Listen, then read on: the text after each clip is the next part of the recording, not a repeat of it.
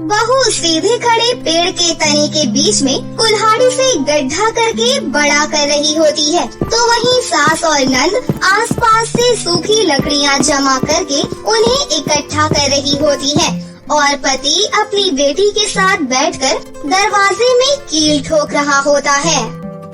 बस बेटा, थोड़ी देर में ये दरवाजा बनकर तैयार हो जाएगा।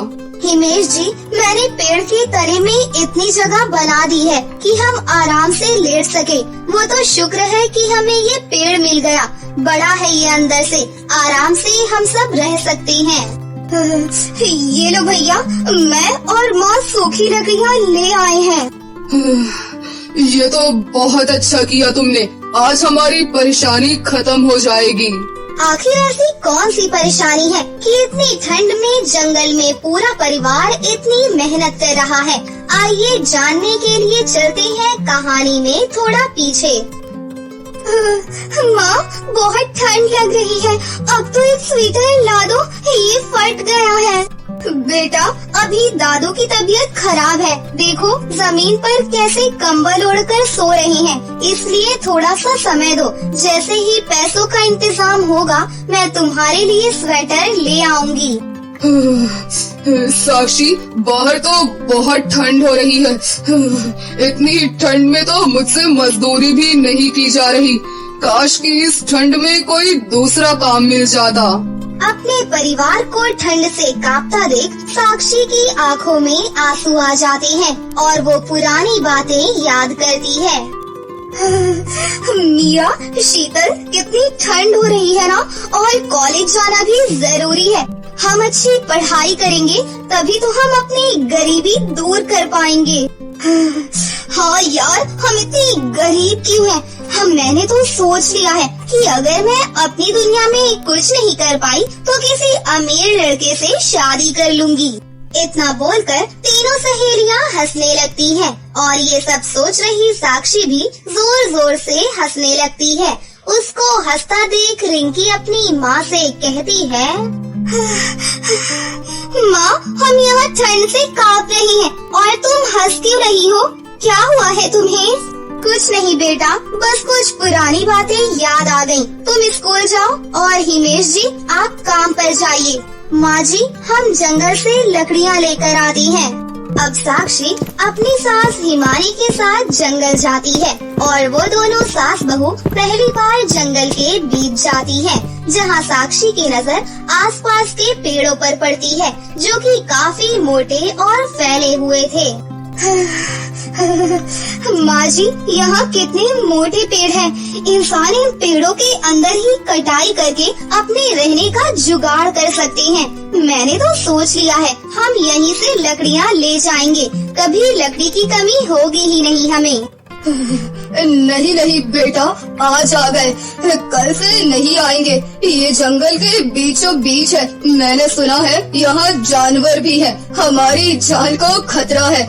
चल जल्दी से हम लकड़ियाँ और सूखी झाड़ियाँ लेकर घर चलते हैं। हिमानी के कहने पर साक्षी आसपास से सूखी लकड़ियाँ और झाड़ियाँ जमा करने लगती है और अपनी ऐसी हालत देखकर एक बार फिर पुरानी यादों को याद करती है, जहाँ वो अपनी दोस्तों के साथ गरीबी में भी बहुत मजे करती थी। साक्षी, ये देख, ये लकड़ी और ये गिल्ली जंगल में जाकर खेलेंगे ताकि कोई हमें भगा ना सके। मीरा, शीतल, तुम दोनों ने तो सोच लिया है, अगर कुछ नहीं कर पाई तो अमीर घर में शादी कर लोगी, पर मुझे तो शादी से पहले ही कुछ करना है। ये गरीबी और बर्दाश्त नहीं होती मुझसे। मैं अपनी सारी जिंदगी गरीबी में नहीं बिताना चाहती, इसलिए मैं तो चली पढ़ाई करने। तुम दोनों को जाना है तो जाओ, फिर मत कहना कि मैंने तुम्हें ट्यूशन नहीं दिया। ये सोचते हुए साक्षी वहीं जंगल में उदास बैठ जाती है। अपनी बहू को उदास देख हिमानी उससे कहती है, अरे क्या हुआ बहू, तू क्या सोचने लगी? यही माँ जी कि गरीब इंसान अपने बलबूते कभी कुछ नहीं कर सकते। हम तीनों ही दोस्त गरीब थे, पर मेरी दोनों दोस्त की शादी अमीर घर में हो गई और आज वो अपनी जिंदगी अच्छे से जी रही हैं और मैं आज भी गरीब हूँ। क्या फायदा हुआ मेरी पढ़ाई लिखाई का, क्योंकि मैं अपने पैरों पर तो खड़ी ही नहीं हो पाई। बहू, वो पुरानी बातें थी, भूल जा। और ये सूखी झाड़ियाँ ले ले, खिड़की दरवाजे टूट गए हैं, दीवारों में छेद है। हम इन झाड़ियों से घर को ठीक कर देंगे ताकि घर के अंदर गर्माहट हो सके। इस तरह साक्षी अपनी सास के साथ सूखी झाड़ियाँ ले आती है और साक्षी घर के अंदर बैठकर खाना बना रही होती है। तो हिमानी अपनी बेटी के साथ मिलकर घर के बाहर से घर को झाड़ियों से कवर कर रही होती है। माँ, मैंने इन झाड़ियों से खिड़की दरवाजे सब कवर कर दिए हैं और दीवार में जो छेद थे वो भी भर दिए हैं। अब अंदर चलते हैं, भाभी खाना बना रही हैं। अब घर गर्म हो चुका है।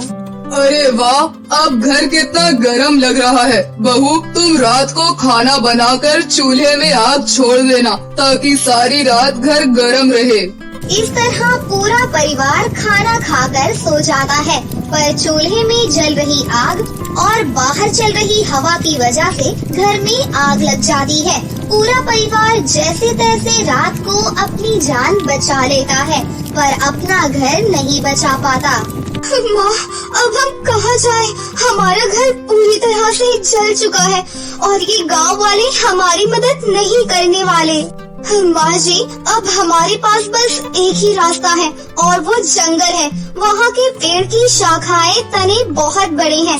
जब तक सर्दियाँ हैं तब तक हम वहीं किसी पेड़ में ही अपना घर बना कर रहेंगे और गर्मियों में वापस अपने जले घर में आ जाएंगे और इन पैसों को जोड़कर अपने घर की मरम्मत करवाएंगे।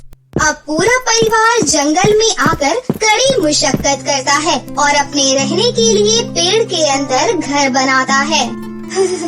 माँ, हमारा ये छोटा सा पेड़ घर तो बहुत सुंदर और गर्म है। पर कब तक हम इस पेड़ के घर में रहेंगे? यहाँ 2 या 3 लोग ही सो सकते हैं, बाकी लोगों को बैठना पड़ता है। कुछ दिन की दिक्कत बेटा झेलनी पड़ेगी। बहू, तू पेड़ घर के बाहर बैठकर खाना बना ले, अंदर तो जगह नहीं है। पेड़ घर में कम जगह होने की वजह से वो लोग जैसे तैसे पेड़ घर में रहते हैं और साक्षी पेड़ घर के बाहर बैठकर खाना बनाती है और पूरा परिवार बाहर ही खाना खाकर पेड़ घर के अंदर सोता है। इसी तरह से कुछ दिन बीतते हैं और उन्हें काफी दिक्कतों का सामना करना पड़ता है। हिमेश जी, यहाँ से तो आपको काफी समय लगता होगा काम पर जाने में। आप मेरी बात मान क्यों नहीं लेते? शहर चले जाइए। आपको पता है मेरी दोनों दोस्तों ने अमीर घर में शादी कर ली और वो शहर में ही रहती है। अगर आप भी शहर में काम करेंगे तो क्या पता हमारी आर्थिक स्थिति बेहतर हो जाए। साक्षी, इतनी ठंड में मैं अपने परिवार को ऐसी हालत में छोड़कर नहीं जा सकता। और अब तो हमारे सर पर छत भी नहीं है। तुम फिक्र मत करो, मैं यही रहकर कुछ काम करता हूँ। भाभी, अंदर चलते हैं। देखो, फिर से कुछ लोग जंगल सफारी करने के लिए आ रहे हैं। अगर उन्होंने हमें देख लिया तो कहीं वो हमें यहाँ से भगा ना दें। जीप में सफारी राइडर को आता देखकर पूरा परिवार डरकर अपने पेड़ घर में चला जाता है। दरवाजा बंद कर सहम कर बैठ जाता है। तो वहीं हिमेश काम करने के लिए बाहर जाता है। समय यूं ही गुजरता है और एक दिन साक्षी जब अपने पेड़ घर के बाहर बैठकर खाना बना रही होती है और रिंकी थकी हुई स्कूल से आ रही होती है, तभी एक जीप पर 2 अमीर लड़कियां सफारी राइड करती हुई आती हैं और जब उनकी नजर पेड़ घर के बाहर साक्षी पर पड़ती है तो वो अपनी जीप वहीं पर रुकवा देती है और उसके पास जाती है। ये मीरा और शीतल होती हैं। साक्षी तो इस जंगल में यहाँ खाना बना रही है और ये क्या, पहली बार मैंने देखा है पेड़ के तने में दरवाजा। अंदर रहने की जगह है क्या? साक्षी, तुमने जंगल में इतना अच्छा घर बना रखा है, हमें अपना घर दिखाओ ना। अब तो हम कैंपिंग ना करके 2 दिन तुम्हारे पेड़ घर में ही रहेंगे। इतना बोलकर मीरा और शीतल पेड़ घर के अंदर जाती है। और वो देखती है कि छोटी सी जगह में एक कोने पर गरीब परिवार ने अपना बिस्तर और कपड़ा रखा है। साक्षी, तुम इस पेड़ घर में इतनी बुरी हालत में रह रही हो। क्या मीरा, तुम भी कौन सी बातें लेकर बैठ गई हो? अब यही हमारा घर है। अब तुम यहाँ आई हो तो तुम आराम से यहाँ रुक कर जाना। मैं तुम्हारे लिए खाना लगाती हूँ। खाना बन चुका है। इस तरह साक्षी बात को घुमाने की कोशिश करती है और पूरी रात दोनों दोस्त उसके घर में बिताती हैं, जिसकी वजह से कुछ लोग पेड़ घर के बाहर बिस्तर लगाकर सोते हैं और अगली सुबह एक बार फिर दोनों दोस्त साक्षी से उसके गरीब परिवार के बारे में पूछती है, पर साक्षी कुछ नहीं बताती और बाहर चली जाती है। जिसके बाद बिस्तर पर बीमार लेटा सुरेंद्र मीरा और शीतल से कहता है, बेटा, तुम्हारी दोस्त तुम्हें कुछ नहीं बताने वाली। अरे मैं तुम्हें बताता हूँ, वो हमेशा तुम दोनों को याद करती थी और मुझे अच्छा लग रहा है। तुम दोनों आज इतनी खुश हो, पर तुम्हारी दोस्त नहीं है, इसका दुख भी है। हमारा घर जल गया, सर्दी में हम बेघर हो गए, रहने के लिए कोई जगह नहीं थी, इसलिए इस पेड़ को अपना घर बनाया और यहाँ रह रहे हैं। पता नहीं कब तक यहाँ रहना पड़ेगा। बस जल्दी से गर्मी आए तो हम इस पेड़ घर को भी खाली करके अपने जले हुए घर में जाएं और उसकी मरम्मत करवा पाएं। अंकल जी, आप गर्मी में नहीं बल्कि इसी सर्दी में ही अपने असली घर में जाएंगे। शीतल, हमें हमारी दोस्त की मदद करनी चाहिए। वो हमसे कभी भी मदद नहीं लेगी, पर तुम्हें याद है ना कि वो हमें कैसे मुफ्त में क्लासेस देती थी, क्योंकि हमारे पास ट्यूशन फीस देने के लिए पैसे नहीं थे। आज वो समय आ गया है जब हम अपनी दोस्त को गुरु दक्षिणा दें। इसीलिए साक्षी के गांव चलते हैं और उसके घर की मरम्मत करवाते हैं। साक्षी की मदद करने के लिए दोनों सहेलियां गांव वापस जाती हैं और ठेकेदार को पैसे देकर घर की मरम्मत करवानी शुरू कर देती हैं। वो मिट्टी का घर पक्का घर बन जाता है और इस दौरान वो दोनों अपनी सहेली के साथ उस पेड़ घर में रहती हैं। साक्षी, तुम और तुम्हारा परिवार बहुत अच्छा है। यहाँ रहकर हमें बहुत अच्छा लगा, पर कल तुम्हारे लिए एक सरप्राइज है। सरप्राइज? वो कल पता चल जाएगा। अगले दिन साक्षी की दोनों सहेलियां उसको गांव ले जाती हैं और अपना पक्का घर देखकर पूरा परिवार इमोशनल हो जाता है। हम जानते थे तुम हमारी मदद कभी नहीं लोगी, भले ही तुम्हें अपनी सारी जिंदगी उस पेड़ घर में ही क्यों ना गुजारनी पड़े, पर ये हमने तुम्हारी मदद नहीं करी, हमने गुरु दक्षिणा दिया है। याद है ना, तुमने हमें ट्यूशन दिया था। और हिमेश, तुम्हें गांव में रहकर काम करने की जरूरत नहीं है, तुम हमारे साथ शहर चलो, हम तुम्हारी नौकरी लगवा देंगे। इस तरह एक गरीब सहेली के घर दो अमीर सहेलियां आकर उसकी मदद करती हैं। बर्फीपुर नाम के एक गांव में जगदीश अपनी पत्नी गौरी और माँ दुलारी देवी के साथ रहता था। जगदीश और उसकी माँ दुलारी देवी बहुत ही पुराने सोच विचार वाले होते हैं। उन्हें अपने घर में लड़की नहीं बल्कि लड़का चाहिए था जो उनके वंश को आगे बढ़ा सके। इसलिए गौरी जब गर्भवती हुई तो वो दोनों घर में पूजा पाठ करवाने लगे। हे ऊपर वाले, मुझे बस इस घर का वारिस दे दो, मुझे तुमसे और कुछ भी नहीं चाहिए। इस तरह पूरे 9 महीने बीत गए। फिर वो गौरी को लेकर एक नजदीकी सरकारी हॉस्पिटल में चले गए, जहाँ उसने एक प्यारी सी बच्ची को जन्म दिया, जिसे देखकर गौरी की सास गुस्से से लाल हो गई। लेकिन उसने हॉस्पिटल में गौरी से कुछ भी नहीं कहा, बस मुंह फुलाकर खड़ी रही। फिर कुछ देर के बाद वो सभी लोग घर वापस आ गए। अरे माँ जी, देखिए तो मेरी गुड़िया कितनी प्यारी है, बिल्कुल एक परी की तरह। ये सुनकर दुलारी देवी आग बबूला हो जाती है। मुझे घर में लड़की नहीं, हमारे घर का वारिस चाहिए था। ये लड़की हमारे साथ नहीं रह सकती। अरे माँ जी, आप ये कैसी बातें कर रही हैं? बेटी है तो क्या हुआ, आखिर आप भी तो किसी की बेटी ही है ना। गौरी की ऐसी बातें सुनकर दुलारी देवी और जगदीश का खून खौल उठता है। फिर दुलारी देवी उस बच्ची को गौरी से छीन लेती है। दुलारी देवी के पास आते ही वो बच्ची जोर जोर से रोने लगती है। नहीं माँ जी, आप मेरी बेटी के साथ कुछ मत कीजिए, मैं आपके आगे हाथ जोड़ती हूँ। पर जगदीश और उसकी सास दुलारी देवी उसकी एक भी नहीं सुनते और गौरी को वही कमरे में बंद कर देती हैं, जिस वजह से गौरी जोर जोर से रोने लगती है। बाहर बर्फबारी होने की वजह से बहुत ठंड थी। सभी लोग आपस में बर्फ के गोले से खेल रहे थे, लेकिन फिर भी उन माँ बेटे को उस मासूम सी बच्ची पर जरा भी रहम नहीं आता और वो एक बर्फ से घिरे जंगल में उस बच्ची को एक पेड़ के नीचे रख देते हैं। वो बच्ची बेचारी इतनी ठंड और भूख से और ज्यादा रोने लगी, लेकिन उसके पिता और दादी को उस पर जरा भी तरस नहीं आया। अरे मनहूस, चुप कर तू। तुझे क्या लगता है कि मैं तुझे अपनी पोती बनाऊंगी? कभी नहीं। मुझे पोती नहीं पोता चाहिए था। पता नहीं तू कहाँ से आ गई, अब यहीं पड़ी रहे ठंड में। इतना बोलकर बेरहम दुलारी देवी और जगदीश उसे बर्फ में छोड़कर वहाँ से चले जाते हैं।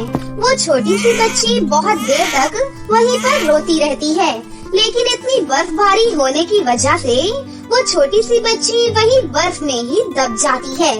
तभी थोड़ी देर के बाद वहाँ से एक कमला नाम की औरत गुजरती है कि तभी उसे वहाँ पर एक छोटे बच्चे का हाथ दिखाई देता है। अरे ये किसका हाथ है? ये हाथ तो किसी छोटे बच्चे का लग रहा है। जरा बर्फ हटाकर देखती हूँ। उसके बाद कमला वहाँ से बर्फ हटाने लगती है। तभी उसे वो छोटी सी बच्ची वहाँ पर रोती हुई दिखाई देती है। अरे इस प्यारी सी मासूम बच्ची को बर्फ में किसने दबा रखा है? देखो तो कैसे जम गई है बेचारी।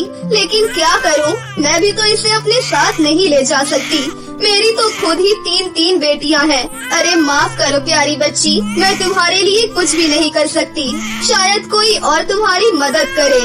इतना बोलकर कमला भी उदास मन से वहाँ से चली जाती है और वो बच्ची फिर से अकेली रह जाती है। ऐसे ही 2 दिन बीत जाते हैं और उस बेचारी अनाथ बच्ची का रो रो कर बुरा हाल था, क्योंकि ठंड बहुत ज्यादा बढ़ गई थी। तभी परी लोग से 4 परियां उस गांव में घूमने के लिए आती हैं और वो भी मौसम के मजे ले रही थी। जिस मौसम को वो लोग एंजॉय कर रही थी, वही मौसम किसी की मौत का कारण बन रहा था। बर्फबारी के मजे लेते हुए एक परी को अचानक से वो अनाथ बच्ची मिल जाती है।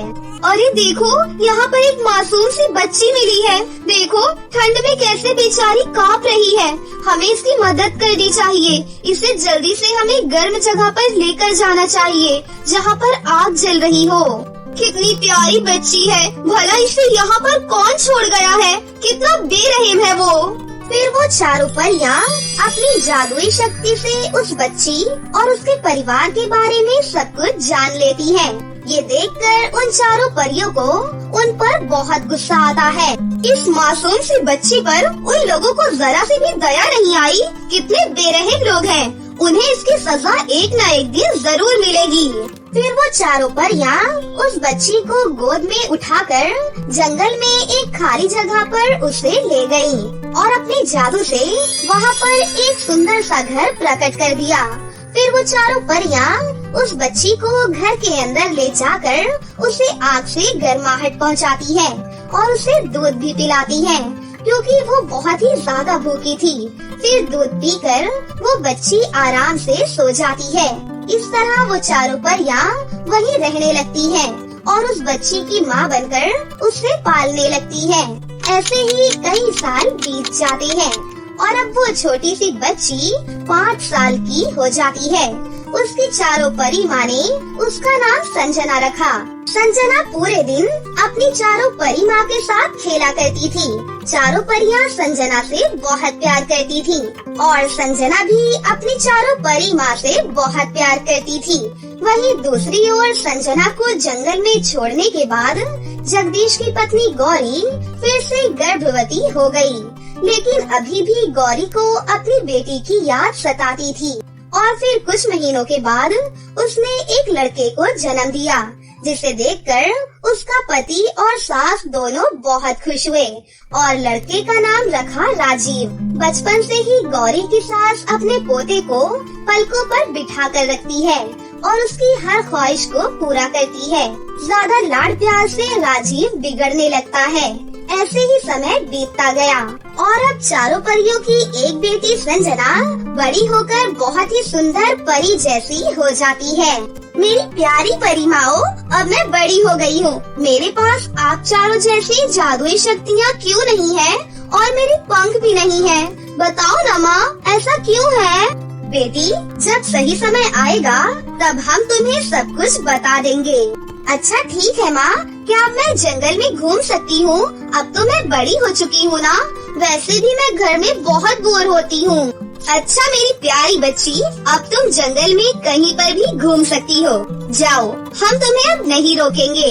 चारों परी माँ की इजाजत मिलने के बाद संजना खुशी खुशी जंगल में घूमने निकल गई। वहीं दूसरी तरफ राजीव ज्यादा लाड से आज एक बहुत ही जिद्दी और बदतमीज लड़का बन गया था। ये कैसा बेस्वाद सा खाना बनाया है? क्या मेरी पसंद का खाना भी नहीं बन सकता इस घर में?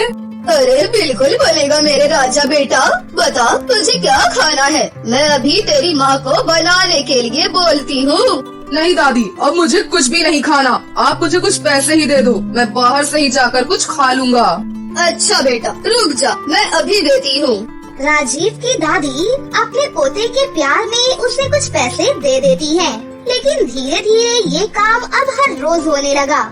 ऐसे ही एक दिन राजीव धोखे से अपनी दादी से कॉलेज के एडमिशन पेपर की बात बोलकर घर की जायदाद पर उनका अंगूठा लगवा लेता है और घर अपने नाम करवा लेता है, जिसके बाद वो अपने माता पिता समेत दादी को भी धक्के मारकर घर से निकाल देता है। घर से निकलने के बाद वो तीनों गांव में यहाँ वहाँ भटकने लगते हैं। इधर एक दिन संजना अपनी चारों परी माँ से बोली, प्यारी माओ, आपने मुझे अकेले जंगल में घूमने की इजाजत तो दे दी, अब मुझे गांव में भी घूमने की इजाजत दे दो ना। एक बार मुझे वहाँ जाकर देखना है कि गांव कैसा दिखता है और वहाँ पर लोग किस तरह रहते हैं। नहीं, तुम वहाँ नहीं जा सकती, वहाँ अच्छे लोग नहीं रहते। वो सब लोग जंगल में रहने वाले जंगली जानवरों से भी खतरनाक हैं। अपनी माँ की ये बात सुनकर संजना कुछ भी नहीं कहती और चुपचाप अपने कमरे में जाकर कुछ किताबें पढ़ने लगती है। लेकिन वो अपनी चारों परी माँ की बातों को अनसुना कर शाम के समय जंगल घूमने के बहाने गांव की तरफ चली गई। तभी रास्ते में उसे जगदीश अपनी पत्नी और बूढ़ी माँ के साथ सड़क किनारे बैठे हुए दिखाई दिए। तभी संजना उनके पास गई और बोली, अरे आप सब यहाँ पर क्यों बैठे हैं? आपका घर कहाँ है? बेटी, हमारा घर तो यही है, पर हमारे बेटे ने हमें घर से बाहर निकाल दिया। हमने तो किसी के साथ कुछ बुरा भी नहीं किया, लेकिन ऊपर वाले ने हमारे साथ ऐसा क्यों किया? ये सब तो हमारे कर्मों का फल होता है। चलिए कोई बात नहीं, आप सब मेरे साथ मेरे घर चलिए, रात होने वाली है। मेरी चारों माओं का घर बहुत बड़ा है, आप सब वहाँ चलकर रह सकते हैं जब तक आपको कोई दूसरा ठिकाना नहीं मिल जाता। फिर वो तीनों संजना की बात मानकर उसके साथ चलने के लिए तैयार हो गए और उसके पीछे पीछे चलने लगे। कुछ देर बाद वो उनको लेकर जंगल की तरफ बढ़ने लगी। जंगल का रास्ता देखकर जगदीश घबरा गया। अरे ये तो जंगल का रास्ता है, तुम्हारा घर कहाँ पर है? जंगल के अंदर ही तो मेरा घर है। भला जंगल के अंदर किसका घर होता है? कहीं ये कोई भूतनी या चुड़ैल तो नहीं? अरे नहीं नहीं अम्मा, मैं कोई चुड़ैल नहीं हूँ। देखो मेरे पैर भी सीधे हैं। दरअसल मेरी माँ को प्रकृति से बहुत प्यार है, इसलिए हमारा घर जंगल के अंदर है। आइए आइए मेरे साथ चलिए, डरिए मत। संजना की बात मानकर वो तीनों उसके साथ आगे बढ़ने लगे। कुछ देर बाद वो लोग जंगल के बीच बने उस सुंदर से घर में पहुंच गए। जैसे ही चारों परियों ने उनको देखा तो वो गुस्से से बोली, ये सब लोग हमारे घर पर क्या कर रहे हैं? माँ, इन्हें यहाँ पर मैं लेकर आई हूँ। इनके बेटे ने इन्हें घर से बाहर निकाल दिया है। ये तो कर्म है, एक ना एक दिन तो सामने आ ही जाते हैं। जैसा तुम लोगों ने किया आज वही तुम्हें भुगतना पड़ रहा है। माँ, क्या आप इन लोगों को पहले से जानती हैं? हाँ बेटी, हम इन्हें बहुत अच्छे से जानते हैं। पर हम तो तुम लोगों को नहीं जानते।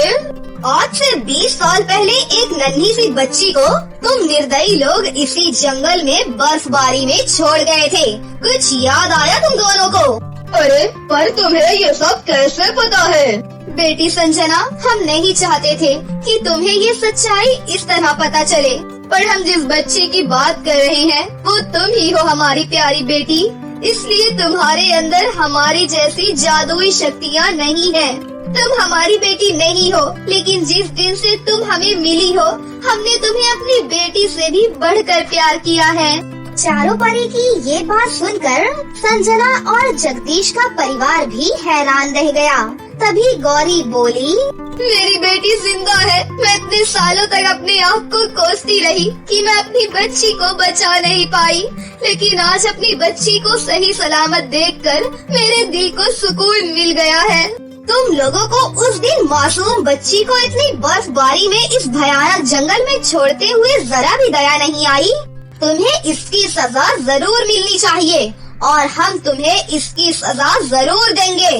लेकिन तभी संजना बोली, नहीं मेरी प्यारी माओ, आप सभी लोग ही मेरा परिवार हो। भले ही इन्होंने मुझे पैदा होते ही जंगल में बर्फबारी में छोड़ दिया, लेकिन आपने ही तो सिखाया है कि हमें दूसरों की गलतियों को माफ कर देना चाहिए, कभी किसी से नफरत नहीं करनी चाहिए। मैंने इनको माफ कर दिया है माँ। देखा तुम लोगों ने, तुमने जिस लड़के के लिए मासूम बच्ची को बोझ समझकर जंगल में छोड़ दिया था, आज उसी लड़के ने तुम्हें घर से बाहर निकाल दिया, और जिसे तुम बोझ समझ रहे थे उसी बच्ची ने तुम्हारी सभी गलतियों को माफ करके तुम्हें अपने घर में पनाह दी। उन परियों की ये बात सुनकर जगदीश और उसकी माँ को अपनी गलती का पछतावा होने लगा।